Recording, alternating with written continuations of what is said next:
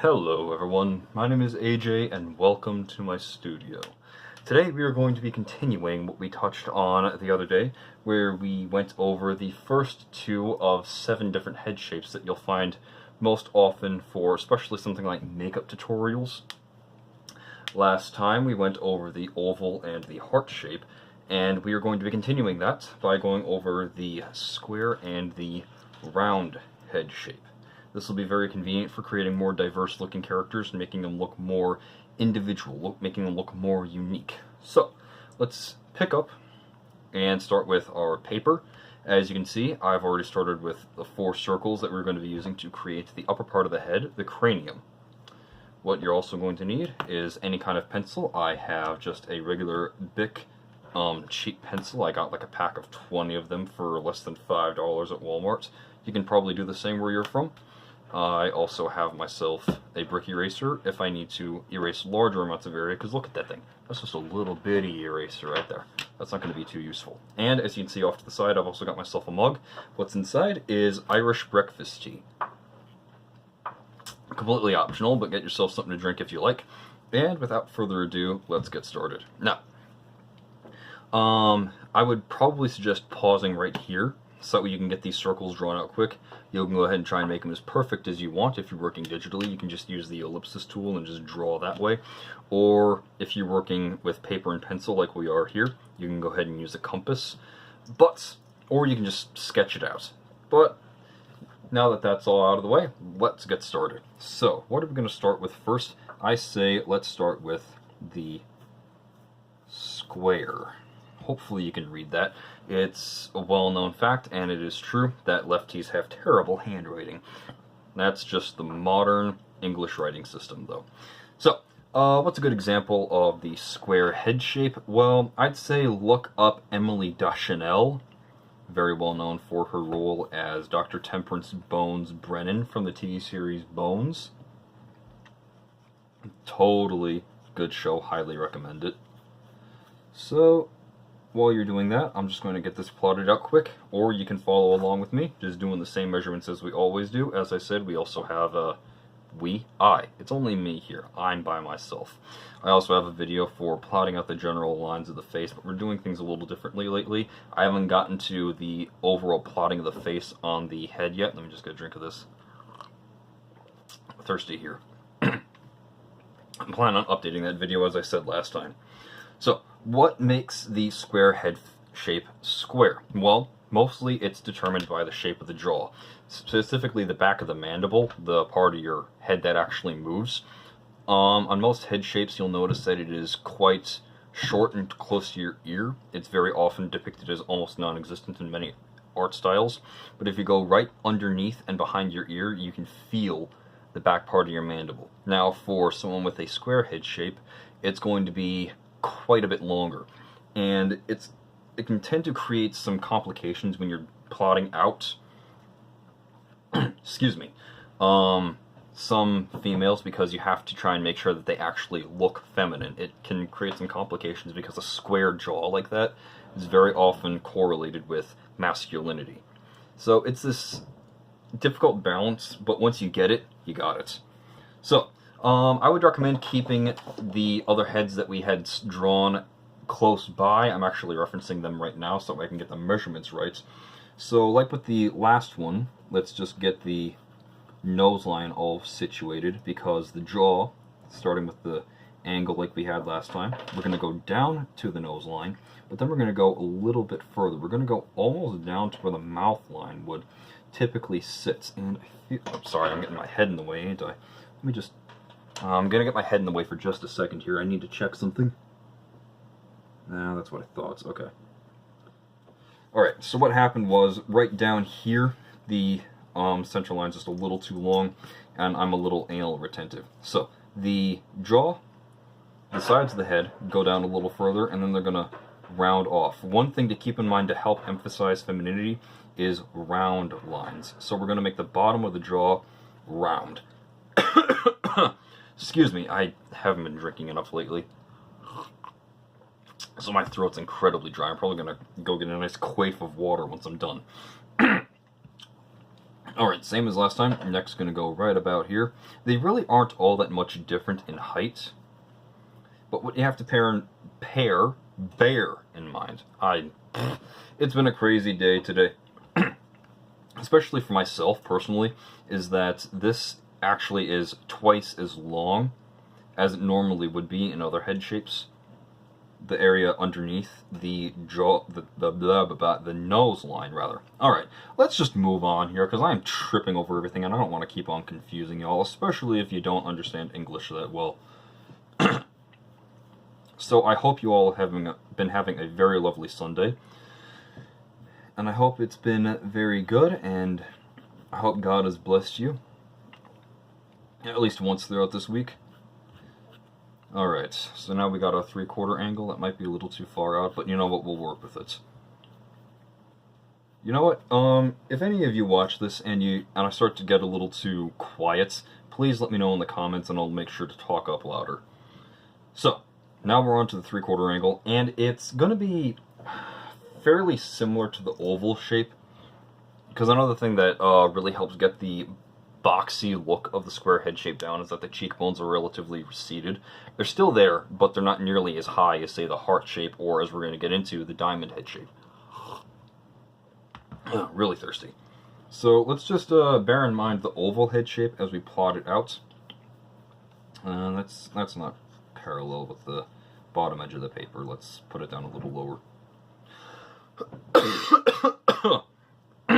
Excuse me. Alright.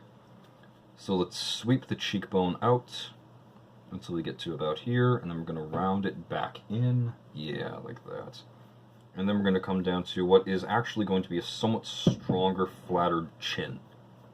Because again, it's flatter lines, but try and keep a bit more of a rounded shape, because I'm gonna touch on later what helps make males look masculine and females look masculine, and how you can kind of bend those rules a little bit to make it fit the character's own personal design. Now let's get to the back of the jaw here, bearing in mind the front view that we had. So we're going to go down to about here with the chin, with the mandible, with the jaw, and then it's going to go pretty flat, straightforward. Bearing in mind, as I said, these are relatively long. Just got to keep this in mind when you're doing this, so that way you get the right look. Now, anyone who looks at this purely by itself will say, well, that's a man's head. But no, this is a female's head. And I'm going to go over some things that could help really demonstrate the difference. And I might use this head shape as one of the two examples when we're going over what makes masculine heads masculine and feminine heads feminine, male and female, and how you can really help differentiate the two. I'm just going to throw the ear in here for fun. And over on here as well, just different ear shapes there. Yeah, they're a little different from the ones we've done in the last one. As I said, I actually have it off to the side right here. Probably not in view, probably not in focus. You can see a corner of it, but not too much. Wow, 8 minutes and counting. Alright. Let's not take too much longer. Want to go to 10, but maybe not too much over. It takes a long time to upload otherwise. So let's just throw the neck in right there. Alright, now we're going to go to the circle, also known as the round. So let's just get that center line and eye line thrown in there real fast.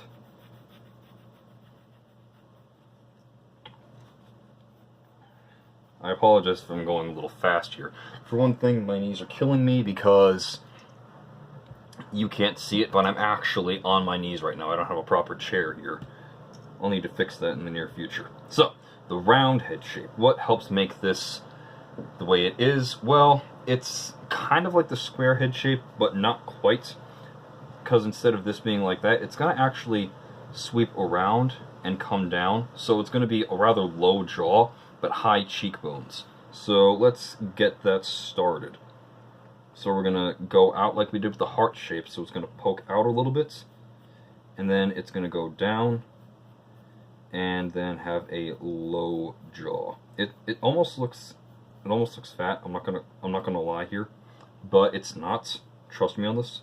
Let's see if I can't rectify that. Let's make it go straight down. A good example of this, if you want to get a reference, is Karen Gillan. I keep on forgetting her name sometimes. So I'm going to try and polish this off a little bit, then I'll draw it backwards. Hang on a second, I need to quickly do something here. Bear with me here. Alright, I'm going to sweep down, then it's going to go out, I'm just going to go in like that. Okay, I think I might got it. Yeah, let's go with that. Okay. Sorry. One thing that helps keep a good idea of where it lies is the overall shape in relation to your hairline. It's pretty complicated, but it's also simple at the same time. So let's just get the rest of this out. So let's go down, and then we're going to go pretty flat, and then it's going to round it down to about here. It's very hard to get this head shape right without making the character actually look like they're, you know, a little heavier, a little more overweight. I'm not used to talking so much. I'm a little out of practice. Okay, let's move on to the 3/4 view now.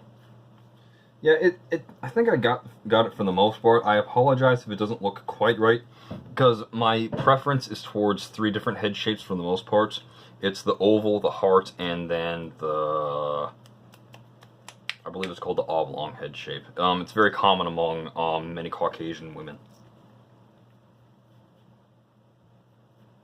Alright, so there's our eye line. Let's get the center line thrown in there. Alright, now, for this one, again, because it's higher cheekbones, we're going to make sure it sweeps out and pokes out a little more, but this time it's going to stay quite rounded. Not like the heart shape, where if you look back at your reference, it was almost completely straight and flat. This one is actually going to sweep out from, excuse me, from the cheekbone down until you get to the chin, and then it's going to quickly bump out. And it might be something in the near future where you can help, I'll show you how to draw overweight people, because not everyone's in good shape. That's really hard to get. Even I'm not in the best of shape, though you can't see it. Alright, let's get the draw plotted in. Now this one's going to be pretty easy. It's just going to be quite like the oval, but not quite, because it's just going to be a low sweep down to the chin. Now it's going to be just a small amount to the back of the mandible, but it's going to be, for the most part, a low sweep down. Let's just, let's bring that in a little bit, I'd say. Because I don't want it to look too bad. I don't want to be rude, but it's just the construction phase. We're not trying to draw any facial features. We'll cover that later. And let's just put the ear in there. Ears, rather. And let's just throw in the neck. Have some fun. Gotta be careful though that I don't draw too many details. I want to fix this a little bit. I don't like the way it looks.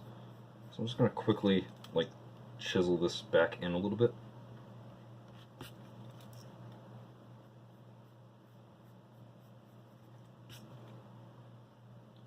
Yeah, I like that more. Okay, so it may not look like I did very much. Let me just check. Okay, so it's going to be a bit of a shaky ride, but you can't really see what I did from this distance. So let's just bring it down here. And you can actually see the shadow right below that line right there. So that's actually, sorry, focus. You can actually see the shadow right there. And then you can see the fresh line. So I pulled it in just a little bit. Alright. And let's just put that back up. Excuse the mess, I've got some ink pots up there. I got my guitar picks right here. So, felt a little rushed again, but I hope you found that somewhat useful. And thank you so much for watching. And I hope you enjoyed. And until next time, cheers, God bless.